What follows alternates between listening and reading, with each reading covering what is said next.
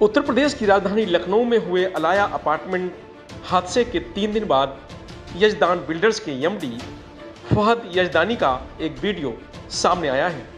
Video में फहद ने Alaya apartment हादसे में अपने आप को निर्दोष बता रहा है, साथ ही 3 महिलाओं की हुई मौत पर अफसोस जता रहा है।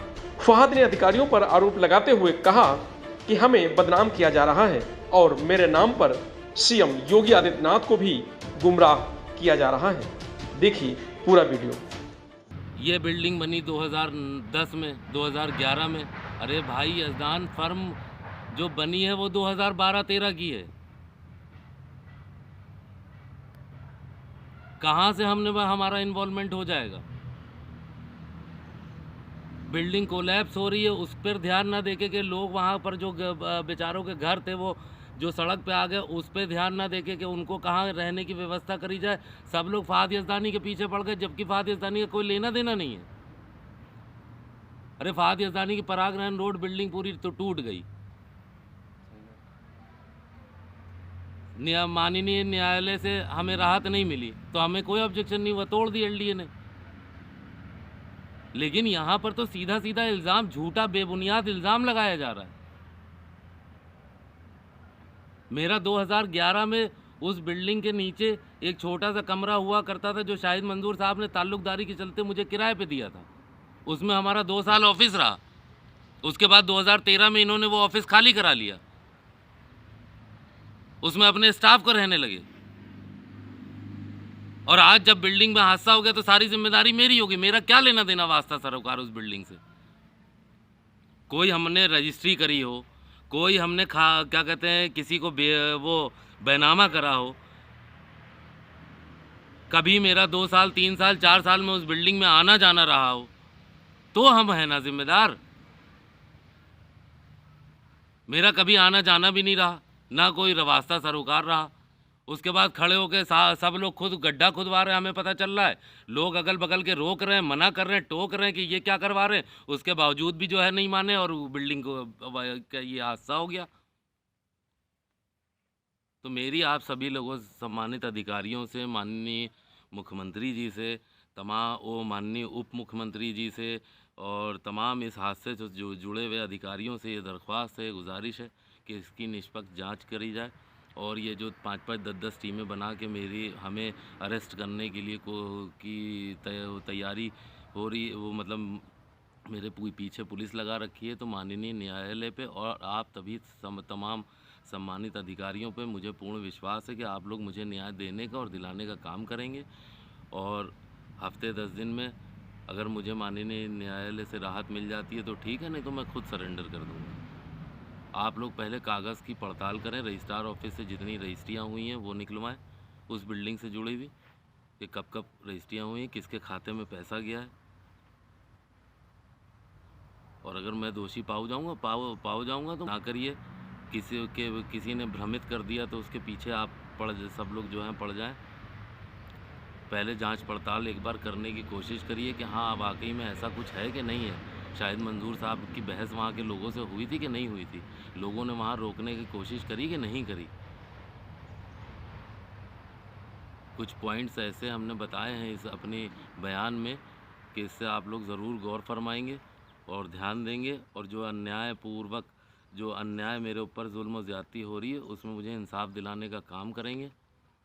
माननीय योगी आदित्यनाथ जी की सरकार पर मुझे पूर्ण विश्वास है, पूर्ण भरोसा है कि वो जुल्म और ज़्यादती को देखते हुए ये ज़रूर कहेंगे कि नहीं, एक बार ये पता कराओ कि इस बिल्डिंग की रजिस्ट्री किसने, ज़मीन की रजिस्ट्री किसके नाम है, फ्लैटों की रजिस्ट्री किसने करी, जिस घर के लोगों के साथ हादसा हुआ है उस घर के लोगों को घर किसने बेचा, किसने बनाया, नक्शा एलडीए से 2.5 मंजिल का, 3 मंजिल का, 4 मंजिल का जो भी पास हुआ वो किसके नाम से पास हुआ। इसी गुजारिश के साथ मैं आप सभी लोगों से आखिरी बार ये प्रार्थना करता हूँ, ये विनती करता हूँ और तमाम अपने पत्रकार बंधुओं से भी ये गुजारिश करता हूँ कि कागज़ मांगें, कागज़ की डिटेल निकालें कि रजिस्ट्रियाँ किसने करी हैं, फ्लैट किसने बेचे हैं। उसके बाद मेरे ख़िलाफ़ कुछ जो भी आपको खबर चलाना हो चलाइए। और अगर आप लोगों के अंदर में दिल में ज़रा सा भी रहम आ जाए तो बेहतर लगे तो मुझे पाक साफ़ करिए। मेरी एक बिल्डिंग टूट गई है ऑलरेडी, उसमें मुझे कोई एतराज़ नहीं हुआ। न्यायालय, माननीय उच्च न्यायालय ने राहत नहीं दी, मुझे कोई एतराज़ नहीं हुआ। लेकिन इस चीज़ पे तमाम एलडीए के भी अधिकारियों से भी मेरी गुजारिश है कि वो भी, और उम्मीद है कि सब लोग न्यायपूर्वक इसमें आगे बढ़ेंगे और मेरे साथ साथ उस बिल्डिंग के रहने वाले तमाम लोगों को इंसाफ दिलाने का काम करेंगे। बस इसी गुजारिश के साथ मैं अपने तमाम माननीय मुख्यमंत्री जी का और और माननीय उप मुख्यमंत्री जी का, माननीय मंत्री ए के शर्मा जी का, और क्या कहते हैं जनाब चीफ सेक्रेटरी साहब का, डीजीपी उत्तर प्रदेश साहब का, और हजरतगंज इंस्पेक्टर साहब का, और एलडीए के तमाम वरिष्ठ अधिकारियों का, तब सबका ध्यान इसी ओर आकर्षित करने की कोशिश कर रहा हूँ कि आप लोग मेरी बात को एक बार गौर से सुनेंगे और समझेंगे भी। और तमाम मीडिया बंधुओं के से भी मेरी गुजारिश है कि जो कुछ भी आप लोगों के हिसाब से हो सकता है सही आप लोग कर रहे हो, लेकिन एक बार इन सब बातों पर भी गौर फरमाइए और आप लोग जो है मेरा साथ देंगे। ठीक है। अपना राब्ता कायम करा तो ये भी पता चला कि उस बिल्डिंग में कि किसी भी चीज़ से जनाब शाहिद मंजूर साहब के बेटे और भतीजे का भी कोई मतलब नहीं है। उन्होंने रजिस्ट्रियां करी हैं, फ्लैट बेचे हैं, लेकिन ये जो हादसा हुआ इसके ज़िम्मेदार वो दोनों लोग भी नहीं हैं, क्योंकि वहाँ पर जहाँ तक मुझे ये भी पता चला है कि पार्किंग में कैमरे भी लगे हुए थे। तमाम सम्मानित आला अधिकारियों से या उस इलाके से जुड़े हुए तमाम अधिकारियों से मेरी गुजारिश है कि मलबे में कहीं ना कहीं कैमरे अगर मिल जाए, ढूंढवाए जाएँ, तो उसमें डिटेल भी ये निकल के आएगी कि उस बिल्डिंग में ड्रिलिंग का काम या जो भी खुदाई का काम हो रहा था वो खुद स्वयं श्री जनाब शाहिद मंजूर साहब खुद खड़े होकर करवा रहे थे, जिसको लेकर उस बिल्डिंग के रहने वाले लोगों से जनाब शाहिद मंजूर साहब की थोड़ी बहुत नोक-झोंक और बहस भी हुई।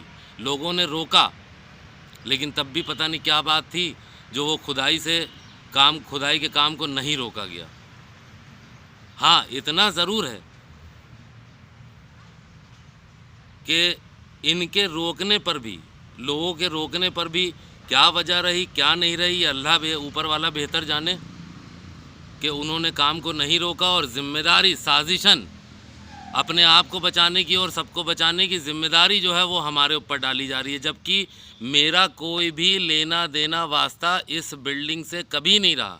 हाँ, इतना ज़रूर है कि जनाब शाहिद मंजूर साहब से मेरी ताल्लुक़दारी के चलते जब ये बिल्डिंग 2009-2010 में बन रही थी तो मैंने शायद इनके कहने पे 3 फ्लैट बिकवाए थे उस बिल्डिंग के, और उसका कमीशन मुझे मिला था, उसके एवज़ में मुझे पैसा दिया गया था।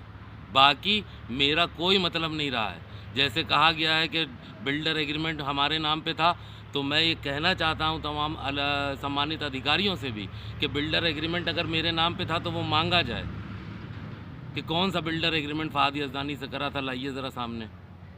किसी तरीके का कोई एग्रीमेंट लिखा पड़ी अगर फहद यज़दानी की तरफ से होगी तो मैं खुद ब खुद जो जेल जाने के लिए तैयार हूँ।